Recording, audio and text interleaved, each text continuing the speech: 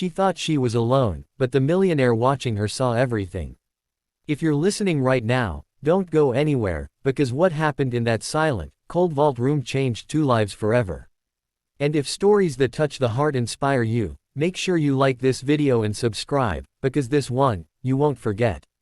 Late evening lights flickered across the marble floors of Ardent & Company, one of the city's most secure financial companies. Most employees had already gone home, their laughter and footsteps fading into distant echoes. But deep inside the building, down a long hallway lined with old portraits of founders and faded success stories, a young woman named Emma quietly pushed open the heavy steel door that led to the vault room. It wasn't the place anyone wanted to be after hours. The room felt cold, the air dry and metallic. The digital lock glowed a soft blue. Emma stepped inside, holding a small folder close to her chest. Her hands trembled, not because she was doing anything wrong, but because her life had become heavier than she could carry. She closed the door behind her and leaned against the icy wall, letting out a breath she'd been holding for days. This room was the only place she felt she wouldn't be bothered, the only corner of the company where nobody would see her fall apart. Except someone was watching. In the security surveillance center on the top floor, Michael Arden, the reclusive millionaire owner of the company, monitored the screens restlessly. It was something he rarely did anymore, but tonight something pulled him there. Maybe instinct, maybe fate. And on camera 14, the one showing Vault Room 2B, he saw her. Emma, a quiet employee he had noticed only once in a meeting, her eyes tired but honest. He remembered the way she took notes, how she stayed behind helping others with no expectation of credit. An invisible worker in a giant machine. On the screen, she slowly dropped to her knees on the cold floor. Her body shook as silent sobs escaped her. She opened the folder, revealing papers, bills, eviction notices, medical invoices, stacked like a mountain of battles she never asked for. Michael leaned forward, his heart tightening. He wasn't supposed to intervene.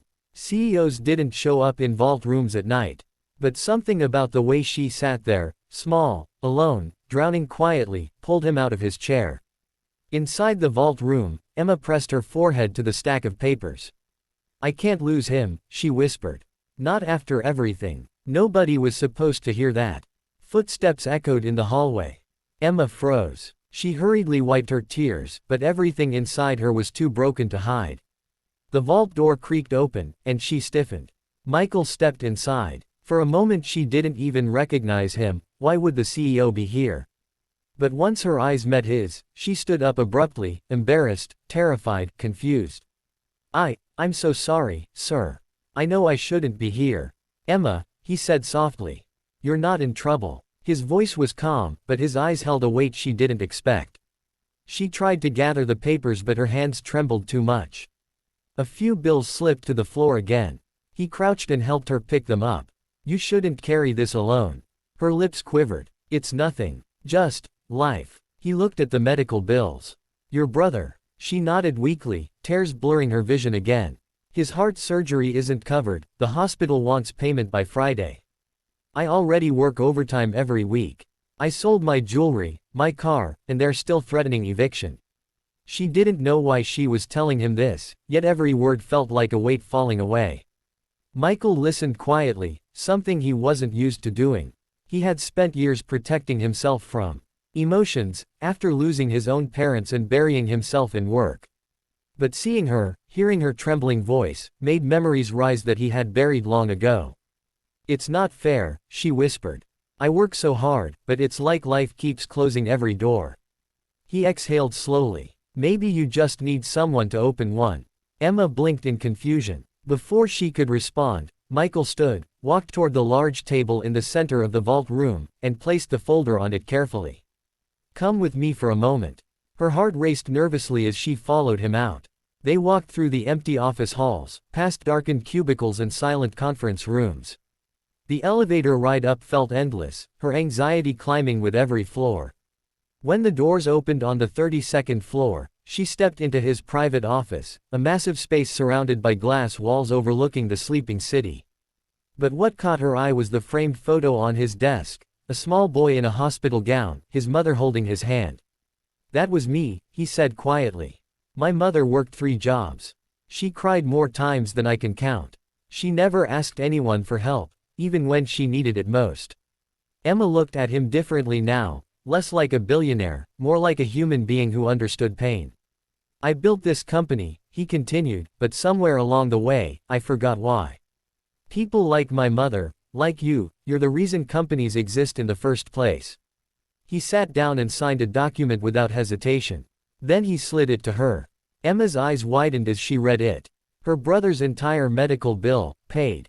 Her eviction, prevented. Her salary, raised. And a new position, executive assistant to the CEO. Her voice broke. Sir, why would you do all this? Michael smiled gently. Because you reminded me of someone I loved. And because sometimes, the strongest people are the ones suffering in silence behind locked doors. Emma covered her mouth, tears spilling freely, but now they were different, tears of relief, disbelief, hope. Michael extended a hand. From today, you're not alone in this.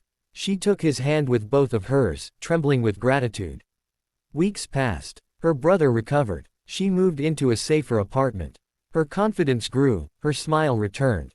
And every once in a while, she visited the vault room, not to cry, but to remember the night her life changed. The night she thought she was alone. But someone saw her, and chose to care. So if you're watching this, remember, sometimes the world tests your strength not to break you, but to lead you to the right people at the right moment. And if you believe in stories where kindness still exists, where hope returns when you least expect it, don't forget to like this video and subscribe. Your support helps us bring more stories like this to life. And who knows, maybe the next story will be the one that saves someone else from giving up.